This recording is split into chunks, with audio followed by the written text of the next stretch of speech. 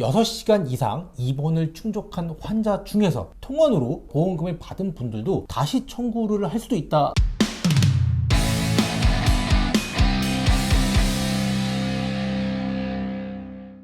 안녕하세요. 보험전문기자 김승동 기자입니다. 안녕하세요. 최수영 변호사입니다. 지난 6월 대법원은 백내장으로 입원했을 경우에도 포괄속죄제를 적용한다고 하더라도 입원의 실질을 따져야 된다며 돌려보냈었습니다. 그래서 보험사들은 백내장으로 입원했던 사람들도 통원 의료비만 지급하고 있거든요. 입원의 경우에 최대 5천만 원까지 보상이 가능한데 통원 치료의 경우에 25만 원 내외 정도만 보상이 가능합니다. 그러니까 백내장 수술을 하고 1,000만 원 내외의 치료비가 발생한 많은 사람들이 양쪽 눈으로 해서 50만 원 정도의 보험금만 받고 끝나는 사례가 굉장히 많이 있거든요. 그래서 최근에 백내장 환자들이 시위도 하고 있고 집단행동을 하는 모습도 좀 보입니다. 그런데 최근에 지방법원에서 1심 판례에서 이 대법원 판례를 뒤집는 사건 결과가 나왔어요. 뒤집은 것인지 아니면은 보완하는 것인지 별개인 것인지는 그 사안을 구체적으로 따져봐야 알겠는데요. 우선은 백내장 수술할 필요성이 있냐 없냐 하는 부분과 관련해서 주치의의 판단을 존중해준 판결입니다.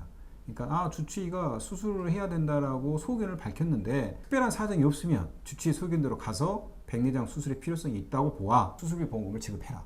이런 내용으로 이제 기사가 보도가 됐습니다. 그런데 이제 거기에서의 쟁점은 혼탁도의 문제였어요. 보완 설명을 하고 넘어가야 될 것 같은데 대법원 판결이 나온 직후부터 이제 보험사들은 백내장 수술을 하고 입원 보험금을 지급하는 요건에서 첫 번째, 백내장 수술을 받고 합병증 등의 문제가 생겨서 정말로 6시간 이상 입원을 해야 된다. 또 하나, 백내장 수술이 필요성을 입증하기 위해서 눈에 정말 백태가 얼마나 끼었는지 확인하기 위한 혼탁도 검사, 이 두 가지가 반드시 필요하다고 했거든요. 그런데 이번에 1심 판결에서는 이 혼탁도 검사 결과치가 없음에도 불구하고 입원 보험금을 지급하라고 나온 판결입니다. 항상 누누이 강조하지만 약관은 상품 설명서라 그랬잖아요. 상품 설명대로 가면 되는데 백내장에서는 수술의 치료의 필요성 외에 구체적으로 검사 방법, 진단 기준, 수술이 필요한 시기에 관한 부분들이 설명이 안 돼 있어요. 그런데 우리가 다른 약관들을 보면 또 뇌졸중이다, 심근경색이다 그러면 검사 방법이 다 나와 있죠.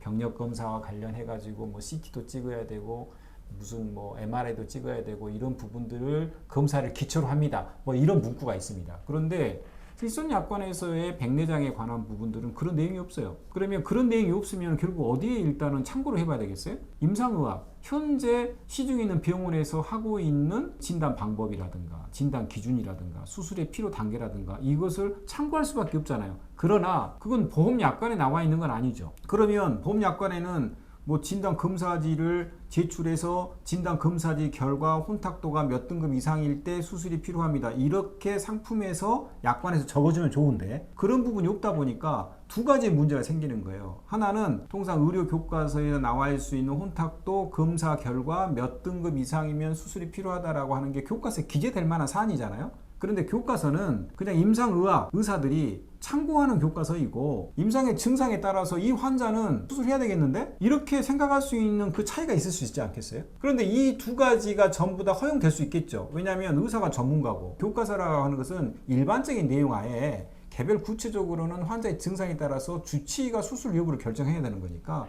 광범위한 재량을 부여합니다.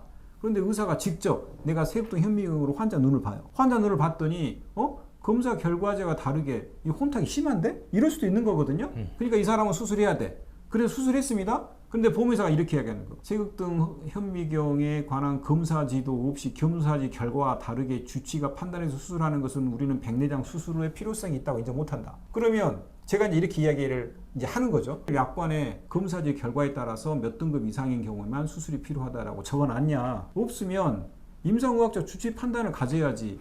니네들이 적어 놓지도 않고서 주치의 판단에 혼탁도가 있다고 해서 수술했는데 주치의 말을 거역하고 거부하는 거냐? 야, 그럼 누구 말을 믿냐? 아니면 니네들이 약관에다가 그런 설명서를 정확하게 규정을 해 놓든가. 백내장에 관한 부분도 검사 방법과 진단 기준과 진단 방법을 전부 다 정해놔야 되는데 정해놓지 않고서 재량 행위에 의해 가지고 광범위하게 주치의 판단은 존중해 주는 게 일반적인데 그걸 해주지 않는다. 그걸 문제 삼았던 판결이 이번에 부산지방법원 2심 판결 내였습니다. 지금 부산지법 1심 판결에서 저는 이제 대법원의 판결을 뒤집었다고 아까 표현을 했었는데 대법원은 이런저런 결과지도 있어야 된다 이렇게 봤거든요. 근데 요번에 1심 판결은 의사의 말에 따라야 된다라고 더 이제 봤던 거거든요. 네. 대법원에 주된 것은 입원 치료 6시간이 주된 어떤 그 판시 내용이었고, 그런데 이제 6시간은 없어요. 근데 지금 실손약관은 또 6시간을 집어넣는 보험에서도 있습니다. 지금은. 그런데 그 전에는 어떻게 돼 있냐면 그냥 입원하여라고 해서 입원의 구체적인 정의 중에 총 그러면 입원실에 몇 시간이 있어야 되냐, 이 부분 없었단 말이죠. 그럼 이 부분을 어떻게 약관에서 끄집어냈냐면, 지금 보상하는 손해는 국민건강보험법상 요양급여 또는 법정 비급여지 않습니까? 그러면 국민건강보험법상 요양급여로서의 입원치료 부분은 어디에서 끄집어내야 되냐면 국민건강보험법에서 끄집어내야 돼요. 근데 국민건강보험법을 펼쳐놓으니 요양급여는 보건복지부 고시로 하게끔 되어 있습니다. 보건복지부 고시를 보니 입원의 정의가 6시간이 나와 있어요. 그러니까 결국은 입원의 정의에는 입원이라고만 되어 있지만 보상하는 손해에서 국민건강보험법상 요양급여를 하고 있으므로 요양급여의 일환인 입원치료도 국민건강보험법을 따라가 보니까 보건복지부 고시까지 가더라. 그래서 보건복지부 고시 6시간이 보충적으로 들어온 거예요. 이 부분이 뜬금없이 이제 들어왔다기보다는 국민건강보험법상 요양급여를 타고 들어온 거거든요. 근거가. 그러니까 근거가 있습니다. 그런데 이제 그 부분이 생략되어 있는 것 뿐이지 6시간 아니어도 입원으로 하겠다 이런 말은 없는 거거든요. 그러니까 6시간의 근거는 그렇게 흘러 들어왔다라고 이해하시면 될 것 같고요. 입원 시간에 6시간의 문제를 충족을 했던 사안이에요. 네, 1심 사안은요. 네, 충족을 하고 그 다음에 수술의 필요성과 관련돼서 아까 말했던 주치의의 판단도 있을 수가 있고 아니면 검사지 결과를 두고 해서 어떤 부분을 선택할 거냐의 문제인데 약관에 설명이 없으니 이 부분들은 주치의에 존중해 줘야 되는 거지, 특별히 주치의가 문제되는 사항이 아니고 직접 본인이 세육동 한미경을 보고 혼탁도가 있다고 판단해 수술한 건데 잘못된 것이 아니다, 이런 내용으로 결합해서 시키면 대법원의 부분과 반드시 뭐 모순되거나 이런 건 아니다라는 취지로 아까 말씀을 드린 거죠. 부산지법의 1심 판결 같은 경우는 의사의 재량을 굉장히 높게 받고, 네. 근데 그 근거가 뭐냐, 약관에 백내장은 이런저런 검사를 통해야만 된다 이런 게 내용이 들어있지 않았다 라고 결론을 내면 되는 거죠. 네. 그러니까 그 부분이 또 이렇게 생각할 수 있습니다. 작성자 분리 원칙이라고 맥락이 비슷할 텐데 우리가 어떤 약관 해석할 때 한 가지로만 해석이 안 돼요. 몇 가지 해석이 가능하거든요. 그 몇 가지 해석이 나름대로 다 합리성이 갖춰야 됩니다. 내 억지 주장을 거기다 끼 맞추려고 하면 안 되고, 그러면 합리적인 주장 중에서 누구한테 유리하게 선택을 해줘야 될까요? 소비자. 그런 부분입니다. 그래서 나름대로 합리성이 있다고 할 때는 소비자 위주로 유리하게 한다라는 의미에서 아까 말했던 백내장도 그 작성자 분리 원칙의 맥락에서 있죠. 검사지에 따른 혼탁도 문제도 있지만 주치의 판단에 따른 혼탁도도 있고, 혼탁도가 약간 애매한데 수술의 필요성이 있다고 볼 수도 있고, 그러면 우리는 유리한 걸 선택하겠다. 그게 뭐가 잘못이냐 이 말이거든요. 그러니까 사실은 이미 어떤 체계에 따라 있는 해석으로 흘러가고 있어요. 그 부분이 갑자기 생뚱맞게 들어온 건 아니거든요. 그런 면에서도 생각해 보면 상당히 약관에 있는 기본 원칙에 충실한 판결이구나 라는 면에서도 이해될 수가 있는 거죠. 그래서 6시간 이상 입원을 충족한 환자 중에서 통원으로 보험금을 받은 분들도 아직 제척기간 3년이 지나지 않았으니까요. 네. 다시 청구를 할 수도 있다고 해석할 수 있죠. 그렇죠. 소멸시효 기간은 3년이기 때문에 6시간 기준이라고 하는 부분들은 일단 그 부분은 어떻게 해볼 수가 없죠.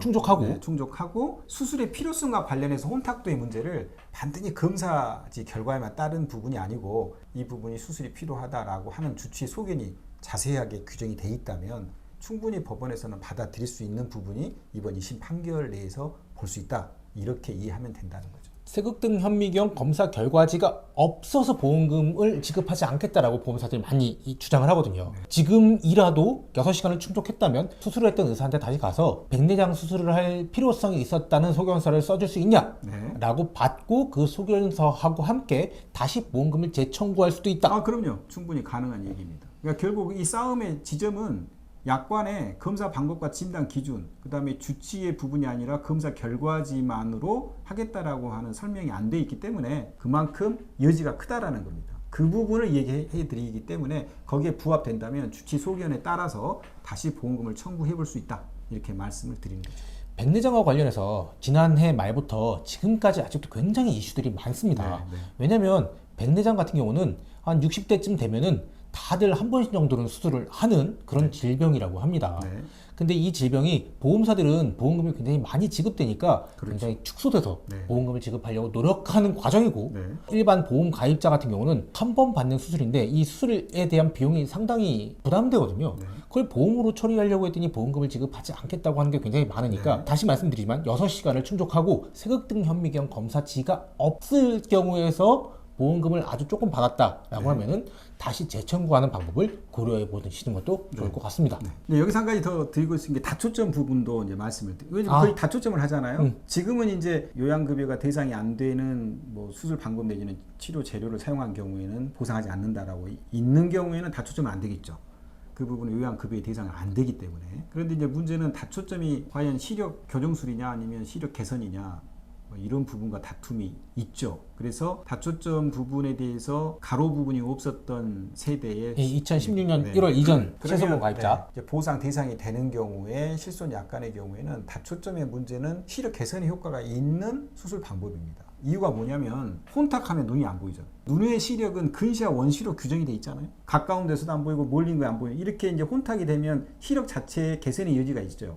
그러면 다초점은 원시, 근시를 전부 교정하는 시력 개선의 기능이 있죠. 단초점은 원시만 개선할 거냐, 근시만 개선할 거냐, 치료의 목적의 범위만 다른 것 뿐이잖아요. 그러니까 다초점이나 단초점이나 모두 치료 목적은 있다. 치료 효과가 있다. 시력 개선의 효과가 있다는 소리고 원시, 근시를 전부 치료 효과가 있는 것은 다초점. 원시냐 근시냐 한 가지만 치료 효과 보겠다? 그건 단초점이 되겠죠. 이건 시력 교정술이 아니라 치료 효과인 시력 개선의 효과가 있는 수술 방법이다. 라는 데는 문제가 없다까지 말씀을 드리는 겁니다. 백내장과 관련해서 아직도 이슈가 많은데 다시 말씀드리지만 세극등 현미경 검사 결과지가 없다고 입원 의료비가 아니라 통원 의료비 보험금을 받았다면 다시 한번 청구해 보시기 바랍니다. 시간 내주셔서 감사합니다. 네, 감사합니다.